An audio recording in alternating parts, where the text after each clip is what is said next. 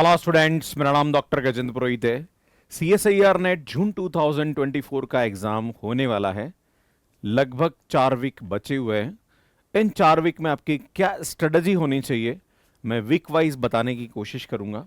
इसमें काफ़ी सारे बच्चे मुझे कमेंट कर रहे थे कि सर एग्ज़ाम नज़दीक आ रहा है, सर थोड़ा सा डीमोटिवेशन आ रहा है, सर कॉन्फिडेंस डाउन हो रहा है, सर आप बताइए कि हमारी क्या लास्ट 4 वीक स्ट्रेटजी होनी चाहिए। तो मैं अपने एक्सपीरियंस के हिसाब से आपके साथ शेयर करूंगा। अगर आपको अच्छा लगे तो इन 4 वीक में इसको आप फॉलो करेंगे तो मुझे लगता है कि आपका जो रिजल्ट है वो अच्छा आएगा। तो सुन शुरू करते हैं। सुन, जो फर्स्ट वीक है उसमें आपको कहीं ना कहीं डीप कंसेप्ट रिवाइज करने चाहिए, क्योंकि अल्टीमेटली ये स्ट्रेटजी उन्हीं स्टूडेंट के लिए जिन्होंने पूरा कोर्स ढंग से कंप्लीट किया है।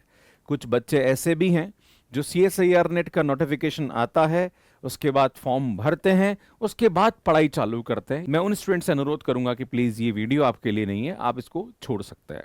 पर हाँ, जिन स्टूडेंट्स ने बिल्कुल ढंग से तैयारी करी है उनके लिए जो लास्ट का 4 वीक है वो कैसा होना चाहिए।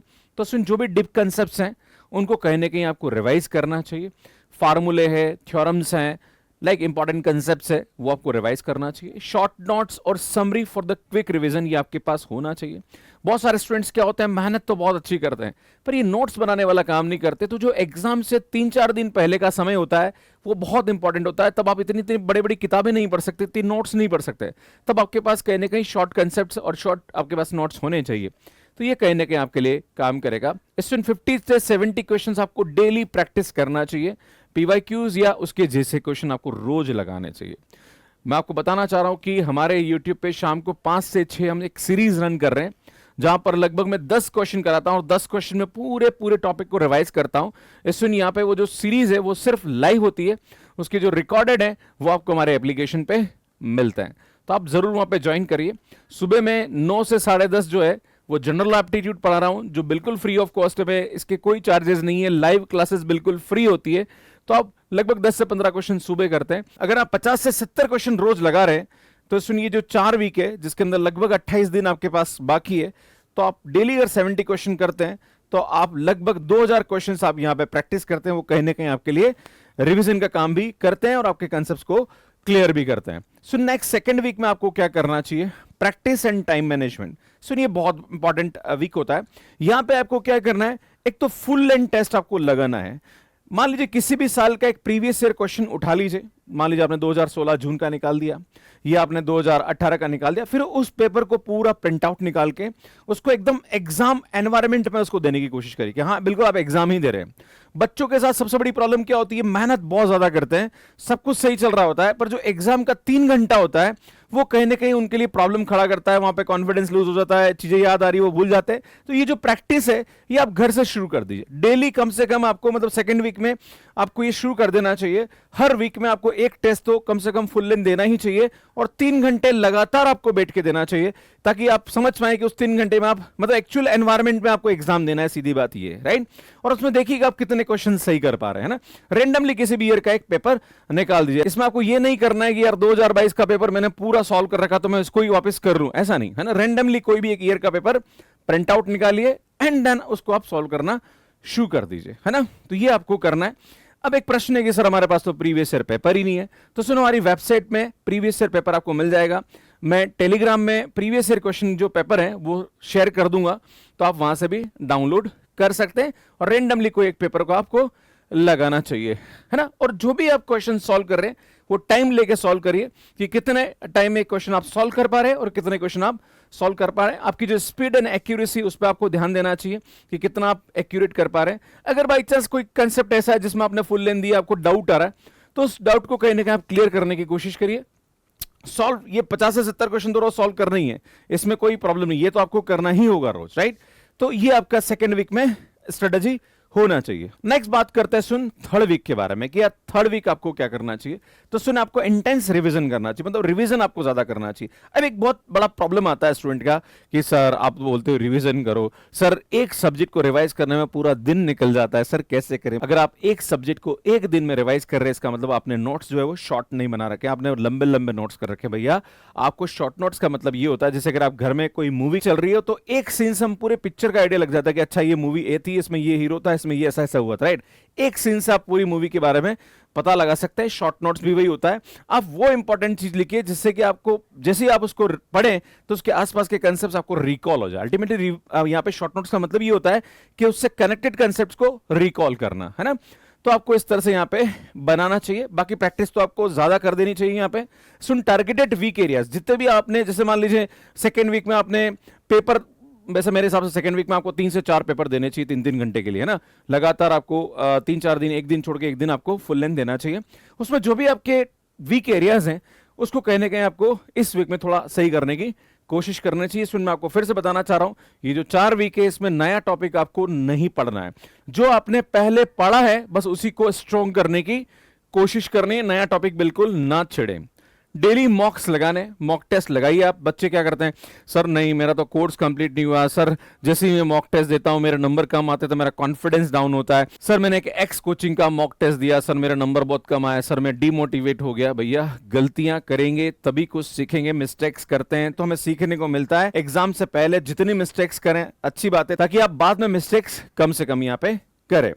ग्रुप रिवीजन करने की कोशिश करिए। ये वाले वीक में आपको कोशिश करना चाहिए कि 3-4 फ्रेंड्स का एक ग्रुप बना लें और कोशिश करें कि 1 घंटा कहीं ना कहीं, अगर आप जूम मीटिंग कर लें या फिर गूगल मीट कर लें, वहां पे आपस में कुछ कुछ पॉइंट आप डिस्कस कर सकते हैं या पूरा टॉपिक आप रिवाइज कर सकते हैं। पर उसमें टाइम वेस्ट ना करें, क्योंकि आप दिन भर मेहनत करें, उसमें 1 घंटा थोड़ा सा अगर आप इस टाइप से करेंगे तो आपका मूड भी फ्रेश होगा। आप कहीं ना कहीं अपनी तैयारी को देख भी पाएंगे कि आप किस लेवल से अपनी तैयारी यहाँ पे कर पा रहे हैं। सुन अगेन 50 to 70 क्वेश्चंस आपको डेली करना चाहिए। सुन जनरल एप्टीट्यूड पे आपको टाइम निकालना चाहिए। जितने भी मैं आपके सामने वीक या 1 और वीक 2 और वीक 3 की बात कर रहा हूं, इसमें जनरल एप्टीट्यूड को लगभग आपको आधा घंटा से 1 घंटा देना चाहिए। लगभग पिछले 2 वीक से मैं लगातार सुबह 9 से 10:30 जनरल एप्टीट्यूड की कॉम्बैट सीरीज ले रहा हूं, जो कि फ्री ऑफ कॉस्ट है। और ये आप सुबह 9 से 10:30 हमारे मैथ्सकेयर ऐप पे ज्वाइन कर सकते हैं। इसका जो लिंक है वो हमारे टेलीग्राम पे मिलता है। टेलीग्राम आपको डिस्क्रिप्शन में मिल जाएगा। लास्ट में आपको बता भी दूंगा कि हमारा टेलीग्राम चैनल कौन सा है। सुन बात करते हैं यहाँ पे वीक 4 के बारे में, जो कि एक फाइनल वीक होता है। इसमें ज्यादा लोड नहीं लेना है आपको। जो भी आपने तैयारी करी उसको और बेस्ट कर सकते हैं, ये अच्छी बात है। रिवाइज वीक एरिया, अगेन यहाँ पे रिवीजन आपको डेली करना है। अब आपके मन में सवाल उठता है कि सर रिवीजन कितना टाइम करना चाहिए, तो यहाँ पे लगभग 2 से 3 घंटा आपको रिवाइज करना चाहिए। क्लियर है, क्योंकि भाई एग्जाम का प्लस 1 वीक बचा हुआ है, तो जो भी आपने पढ़ा है वो आपके दिमाग में होना चाहिए। और जब कुछ चीजें ऐसी है, जब मैं भी अपने एग्जाम टाइम पे रिवाइज करता था, तो मैं जब एक चीज को 3-4 बार रोज उसको पढ़ रहा हूं तो बहुत सारी नई नई चीजें, अरे यार इसका मतलब तो ये भी होता है, अच्छा सर ने क्लास में समझाया था। हम 2-3 बार किसी चीज को पढ़ते तो हमें समझ में आ जाता है, अच्छा यार इसका मतलब ये था, राइट। तो रिवाइज करते रहिए, बहुत सारी नई नई चीजें आपके दिमाग में रिकॉल हो जाएगी, right. Be positive and relax. देखो आपको टेंशन नहीं लेना है, नहीं किसी से कंपेयर करना है। होता क्या है कि जैसे एग्जाम नजदीक आता है हम थोड़े से इनसिक्योर हो जाते हैं, यार अगर एग्जाम का रिजल्ट हमारे फेवर में नहीं आया तो क्या होगा, मतलब डिमोटिवेट होना चालू हो जाते हैं। तो भैया अगर आपने तैयारी करी है तो आपको डिमोटिवेट होने की जरूरत नहीं है। एक स्टूडेंट ऐसा है जिसने बिल्कुल भी तैयारी नहीं करी है, वो फुल कॉन्फिडेंस में एग्जाम दे के आएगा, क्योंकि उसको मालूम है कि उसके पास खोने के लिए कुछ नहीं है। पर जो स्टूडेंट तैयारी करता है उसको कहीं ना कहीं डर रहता है कि यार मेरा एग्जाम अच्छा नहीं गया तो क्या। तो ये डर होना चाहिए, पर ये इतना भी नहीं होना चाहिए कि हम अपना कॉन्फिडेंस लूज कर जाएं। तो थोड़ा सा आपको रिलैक्स होने की जरूरत है और पॉजिटिव होने की जरूरत है। देखो मैं आपको बता चुका हूं, अगर आप मैथमेटिक्स के स्टूडेंट हैं तो सुन CSIR नेट जनरल एप्टीट्यूड में 20 क्वेश्चन आते हैं, जिसमें से आपको 15 करने होते हैं। पार्ट बी की बात करी जाए तो 40 क्वेश्चन आते हैं, जिसमें से 25 करने होते हैं। और पार्ट सी में 60 क्वेश्चन आते हैं, जिसमें से आपको 20 करने होते हैं। तो टोटल 60 क्वेश्चंस आपको करने। अगर 60 में से अगर आपने 50% क्वेश्चन भी सही कर लिए, मतलब 30 से 35 क्वेश्चन सही कर लिए, आप आराम से नेट एग्जाम को क्रैक कर सकते हैं। तो 120, देखो टोटल मैथ्स के अंदर 120 क्वेश्चन आते हैं, 120 में से आपको 60 करने होते हैं। और 60 में से अगर आपने 30 भी ढंग से कर लिए, है ना, तो आप यहां पे नेट एग्जाम क्रैक कर जाते हैं। मतलब 1/3 क्वेश्चन के आसपास अगर आपका सही हो जाता है तो इस एग्जाम को क्रैक कर सकते हैं। अगर ये सोच के साथ आप एग्जाम प्रिपेयर करेंगे तो आप आराम से इस एग्जाम को कर सकते हैं। नेक्स्ट स्टूडेंट यहाँ पे rest well and be healthy. थोड़ा सा आप रेस्ट करिए और ज्यादा भी आप इतना भी मत और पजल्ड हो जाइए, है ना, कि आप लास्ट में टेंशन में आ जाए या फिर डिप्रेशन में आ जाए। तो ये भी थोड़ा सा आप ध्यान रखें। नो न्यू टॉपिक्स, कोई भी नया टॉपिक शुरू करने की जरूरत नहीं है। कभी आपका मित्र बोलेगा अरे तूने उसकी टेस्ट सीरीज दी कि नहीं दी, अरे तूने उन सर के नोट्स पढ़े कि नहीं पढ़े, अरे भैया तूने वो किताब पढ़ी कि नहीं पढ़ी। भैया ऐसे मूर्खों से दूर रहिए। है ना। किसी से भी आपको इस बारे में डिस्कस करने की जरूरत नहीं है। ज़्यादा अगर बात करने की इच्छा हो रही तो अपने रिलेटिव से बात कर लीजिए जो उस डोमेन का नहीं है ना। या फ्रेंड से भी बात करें तो फ्रेंड से भी बात ऐसी करें सो दैट कि आप एक दूसरे को मोटिवेट कर पाएं। ऐसे फ्रेंड से ना बात करें जो आपको डिमोटिवेट करे ना। बहुत सारे बच्चे भी होते हैं कि यार नेट की तैयारी कर रहे हो ना, दूसरा फ्रेंड आपका नेट की तैयारी नहीं, अरे क्या कर लेगा नेट एग्जाम की तैयारी करके, राइट। कहीं ना कहीं बहुत सारे टीचर्स भी ऐसे होते हैं कि नेट एग्जाम करने के बाद तो कुछ नहीं होता है ना। तो ऐसे लोगों से थोड़ा सा डिस्टेंस मेंटेन करें, है ना। वो क्या होगा वो तो एग्जाम क्रैक होने के बाद पता पड़ जाएगा कि कौन क्या करने वाला है। पर ऐसे लोगों से थोड़ा सा आप थोड़ा दूर रहे, थोड़ा पॉजिटिव रहे और नया टॉपिक शुरू ना करें। थोड़ा सा ब्रेक लेने की कोशिश करें, है ना। थोड़ा सा अपने आप को कहने का रिलैक्स करने की कोशिश करें क्योंकि ये लास्ट वीक है। जितना ज्यादा आप टेंशन फ्री रहेंगे उतना ज्यादा अच्छा है। तो सुनिए यार, यही सब बातें मैं आप सभी को बताना चाह रहा था। वैसे आप अपने इन 4 वीक के बारे में क्या प्लान कर रहे हैं? अगर कोई स्टूडेंट यहाँ पे 4 वीक का प्लान लिख पाए कि फर्स्ट वीक और सेकंड वीक और थर्ड वीक और फोर्थ वीक में मैंने ये सोच रखा है, तो प्लीज कमेंट करके जरूर बताइएगा। और जो स्टूडेंट यहाँ मुझे सुन रहे हैं उनके कमेंट जरूर पढ़िएगा कि वो लोग क्या बोल रहे हैं। और आप भी अपना कोई एडवाइस यहाँ पे देना चाहें तो आप दे सकते हैं। अल्टीमेटली आप सभी स्टूडेंट यहाँ पे नेट एग्जाम की तैयारी कर रहे हैं, तो मुझे लगता है कि एक दूसरे को आप अगर कुछ एडवाइस दे पाए या एक दूसरे को मोटिवेट कर पाए तो मुझे बड़ा अच्छा लगेगा।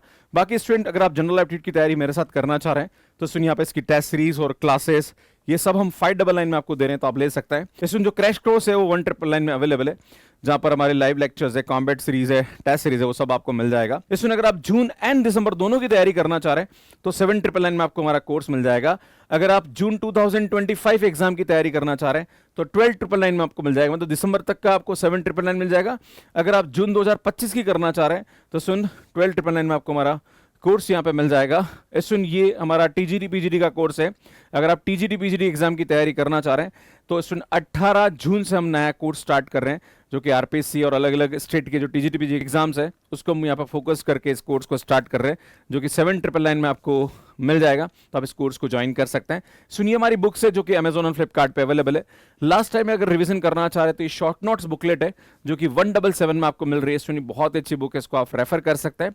जनरल एप्टीट्यूड बाकी हमारी सब्जेक्ट की भी बुक है CSIR नेट और IITJEM के लिए, इसको आप बाय कर सकते हैं जो कि फ्लिपकार्ट पे रिजनेबल प्राइस में आपको मिल जाएगा। सुन ये हमारा टेलीग्राम है, इसको आप ज्वाइन कर लीजिए। हमारी बहुत सारी क्लासेस के नोटिफिकेशंस यहाँ पे मिलते रहते हैं। सुनिए मैथ्स केयर ऐप अगर आपने डाउनलोड नहीं किया तो आप एंड्रॉइड एंड iOS पे ये अवेलेबल है, इसको आप डाउनलोड कर सकते हैं। कैसे मैथ्स केयर ऐप पे सब्सक्रिप्शन लेना इसका वीडियो आप यहाँ पे जाके देख सकते हैं। सुन CSIR नेट एग्जाम पे मैंने और भी बहुत सारे वीडियोस बना रखे हैं, तो यार वो आप यहाँ पे जाके देख सकते हैं। यहाँ पे जाके चैनल को सब्सक्राइब कर सकते हैं और यहाँ पे जाके ऐप को डाउनलोड कर सकते हैं। आप सभी का बहुत बहुत धन्यवाद। Thank you, bye bye.